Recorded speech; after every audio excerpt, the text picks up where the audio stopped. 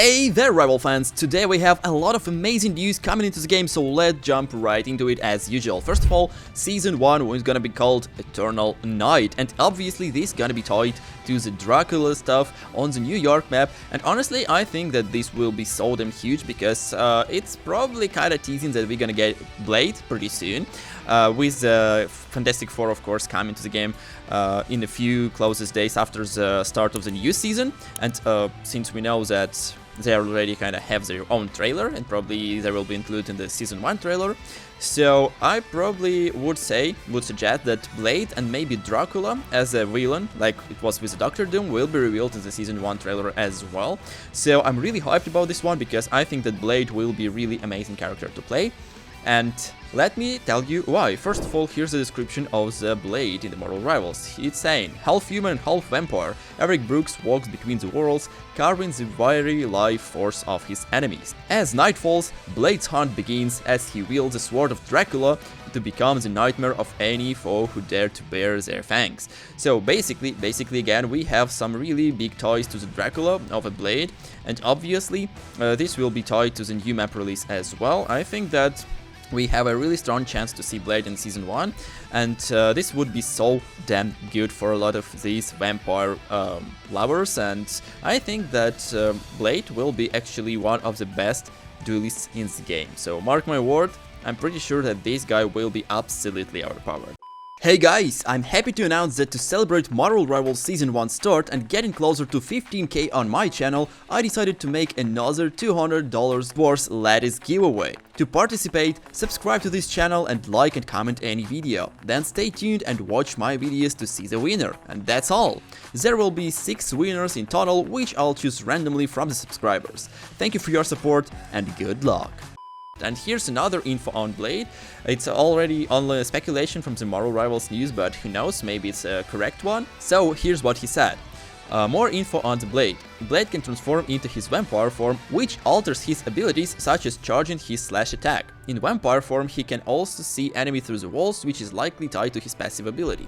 And oh dude, if that's true, I think that this will be so damn good. So that will be kinda second character after the Cloak and Dagger who can swap their abilities, and also it probably will be a huge stuff for a pro players who will be able to drop between different healths. If his two forms will have different HP, for example, if his Dracula form, his vampire form will have, for example, 400 HP or 350 HP compared to 250 classic HP for the duelist, that will be kind of a really strong character who can just ult between those two forms and avoid tricky situations, sometimes getting kinda health boost for a limited period of time, and this will be just absolutely crazy. And also a lot of speculations was around Blade that he gonna be one of the first characters in the game who gonna have this kind of a vampiric ability which give you health basic on damage dealt.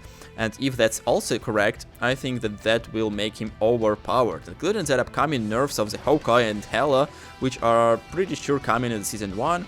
I think that this is a big deal for every single duelist, tank and also strategist player. So yeah, I think Blade will be huge guy, and I would like to know your opinion on this one. Will you main Blade or no? Tell me in the comments. Besides, some theories on when character releases from the Defiant Ed. Here's what he said. There's 4 in the beginning of the season, then 2 in the middle. So let's say Fantastic Four are first, and Ultron and Blade ending up being dropped in the middle of the season like 2 randoms after the theme of the season. Also, I hope if the 4 are spread thin, released on the day 1, since we need more tanks. So yeah, just what I said previously, this theory is kinda saying the similar stuff I just did. So we're gonna get Ultron probably. I'm not sure about Ultron, but Blade is obviously coming because of the Dracula tied map, and this is kinda so damn good and feels just right to release Blades in Season 1 and to show us what we're gonna get for the game overall in the Season 1. Besides, we also get this post about the Forgotten Beta skins, which look so damn, and we can get them back soon in the Marvel Rivals. And first of all, this is skin for the Punk Spider-Man. I think this one is probably one of the best skins. It's really unique because right now we have just kind of rare skins for the Spider-Man, beside maybe the paper bag one. And this skin is obviously really cool. I think that it will shine a lot when we're gonna get it back in the game. Also, this rocket skin is absolutely outstanding. I really like to play this one. I'm not really a big fan of this jetpack design, but overall his Gatling gun and overall his costume looks just perfect for me. And I think that we gonna get this skin too pretty soon.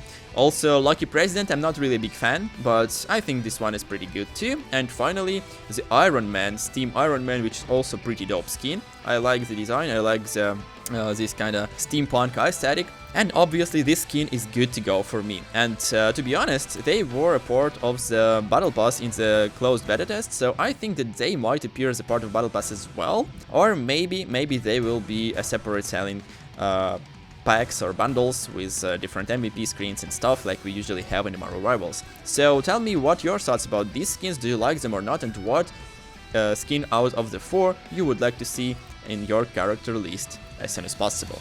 We also get these post-ROMs, the Big Small, and here's what he said.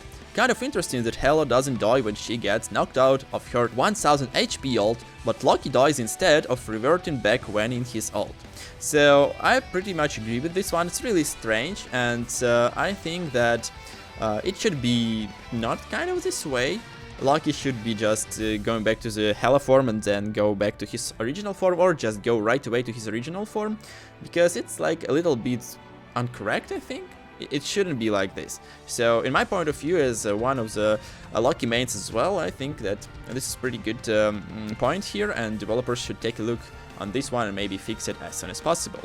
Besides, we also get this kind of meme, and here's what it said. Achievements be like, Marvel Rivals achievements be like, get 10 assists, hee, and kill 3 people with an ultimate that does not damage, or hit 4 people with the slowest ult in the game.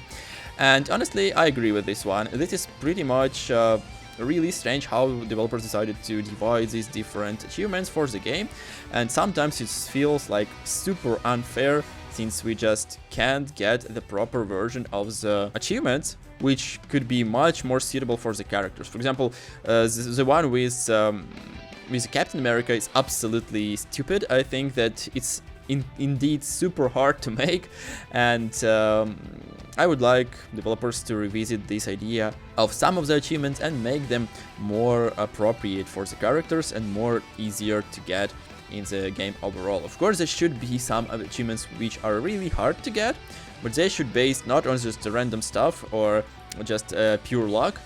And yeah, this is my point of view anyway. Tell me, what do you think about this one? And also, there should be more tanks in every game. That's what Gorgeous Freeman says.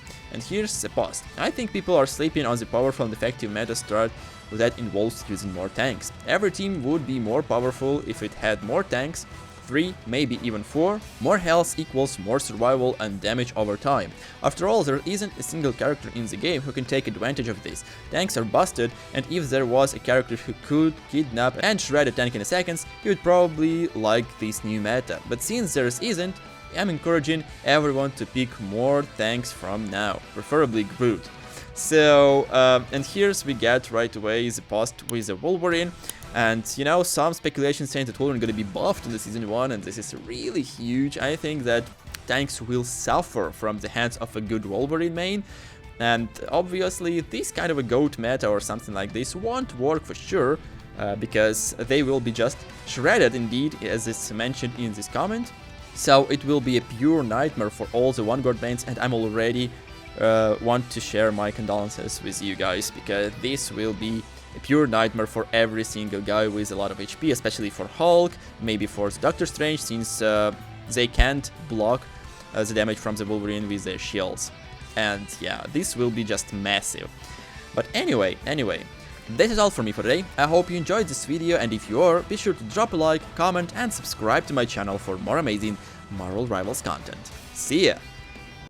Hey Rivalers! Sorry for interrupting, but only 1.7% of you subscribe to my channel. To support me and my channel, please subscribe and hit that like button. Thanks!